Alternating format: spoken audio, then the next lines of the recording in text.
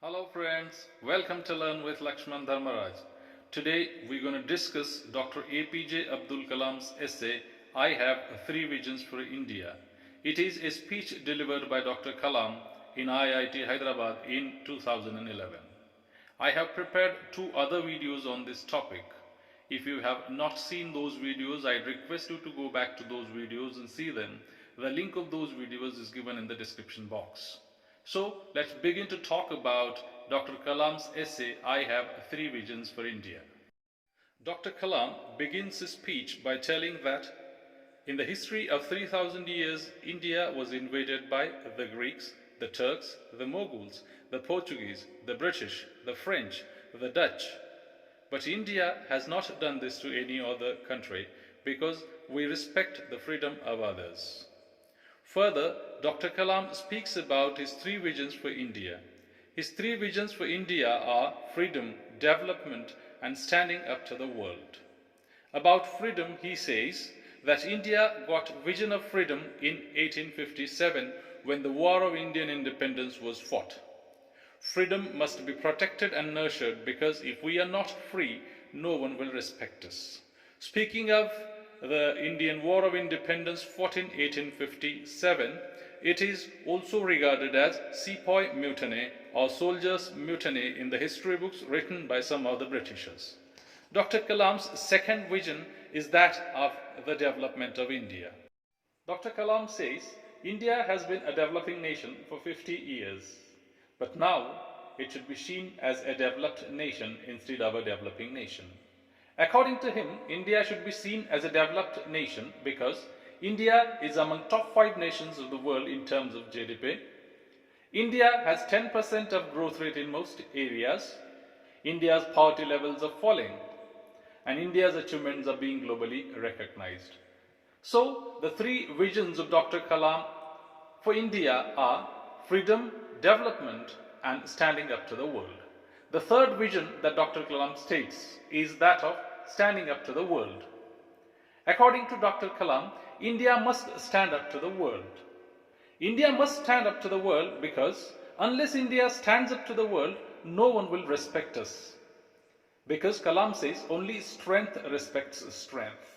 Therefore, Kalam says we must be strong as a military power as well as an economic power.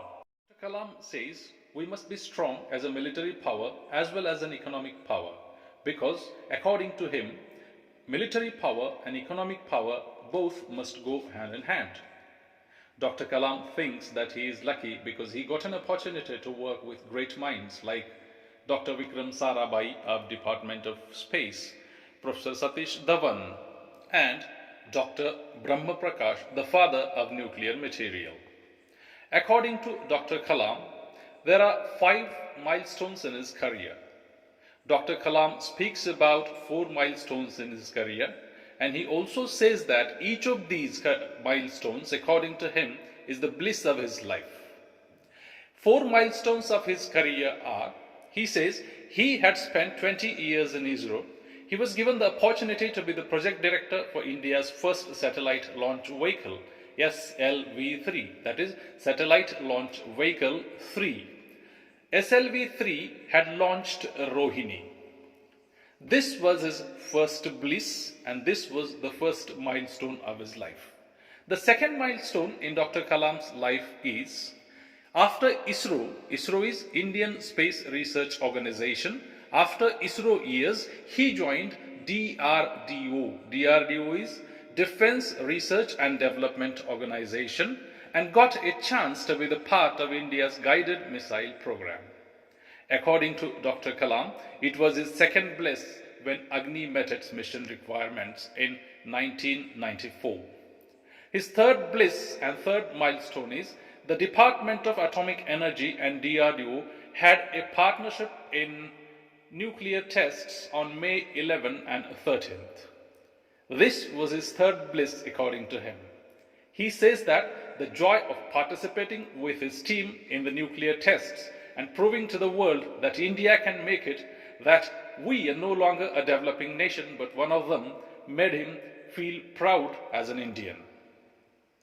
The fourth milestone and the bliss of his life is that they had developed a very light material called carbon-carbon for the re-entry structure of Agni. One day, the orthopedic surgeon from Nizam Institute of Medical Sciences saw this material when he came to visit Dr. Kalam's laboratory and asked Dr. Kalam to remove the pain of his patients. His patients were wearing a very heavy metal calipers in fact, and they had to drag their feet.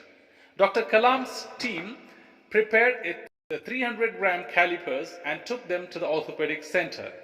The children now could move with the help of calipers made up of carbon instead of dragging around. Their parents had tears in their eyes. That, according to Kalam, was the fourth bliss of his life. Further, Dr. Kalam speaks about Indian media. He's not happy with our media. According to him, our media is very negative and we are embarrassed to recognize our own strengths and achievements.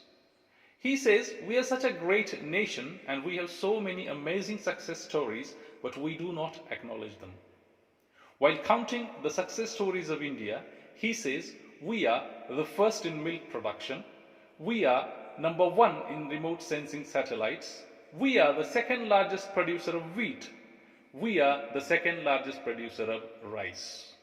But still, we do not say that we have these achievements. Rather, we speak negatively of our things. He cites the example of Dr. Sudarshan, who had transferred the tribal village into a self-sustaining, self-driving unit.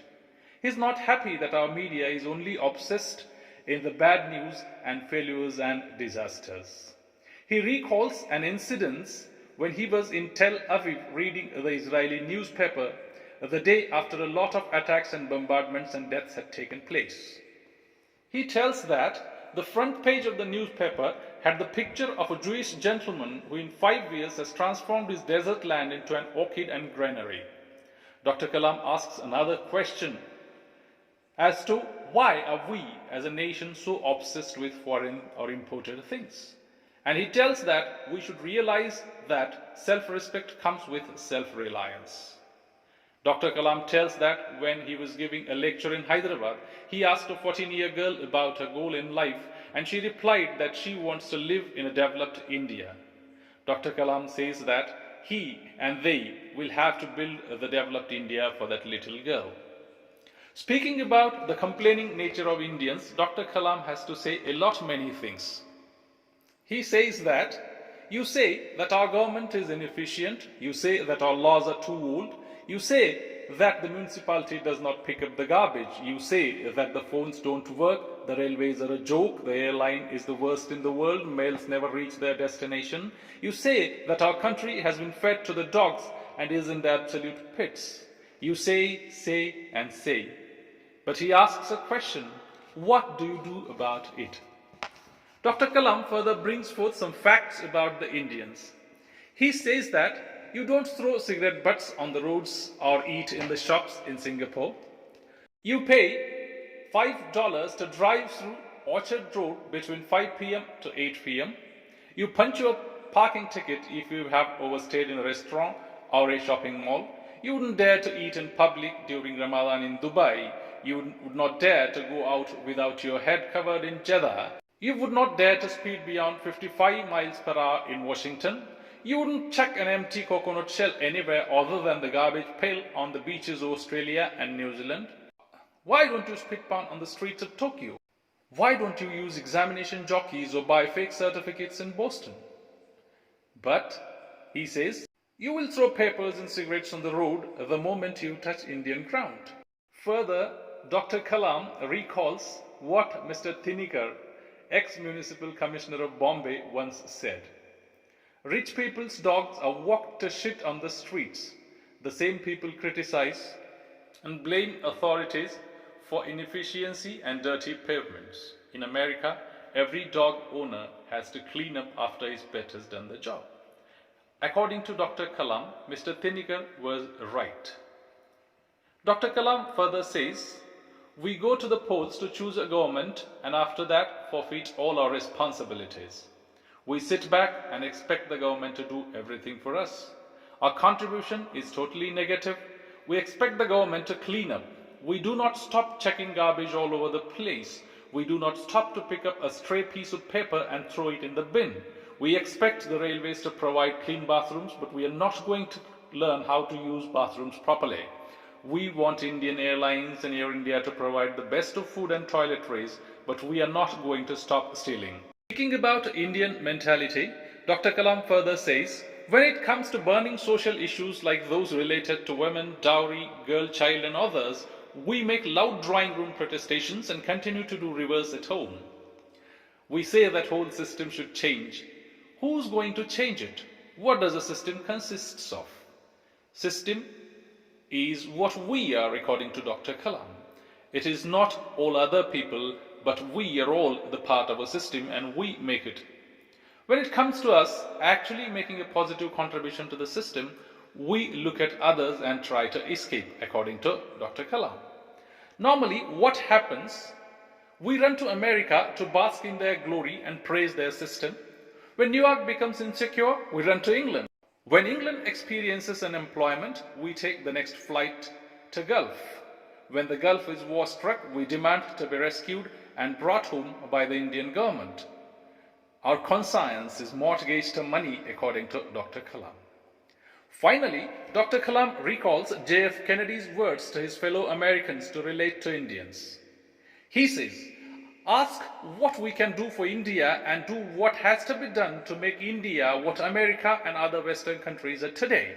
And finally, he concludes his speech by saying, let us do what India needs from us.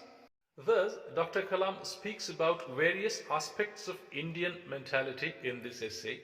First of all, he speaks about his three visions. His three visions are freedom, development, and standing up to the world. Further, he speaks about his blisses and milestones in his life. Next, he speaks about the negativity of Indian mentality and Indian media. He tells us that we should be proud of our achievements and we shouldn't be a developing country, but a developed country. It is our duty to build a developed India. He tells us to be the responsible citizens in India as well as in the foreign countries. And he tells us that we should do everything that is needed to make India what America and other Western countries are today.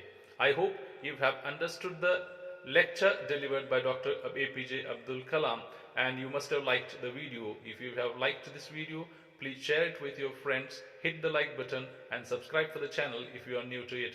Thank you very much for watching. See you in the next video.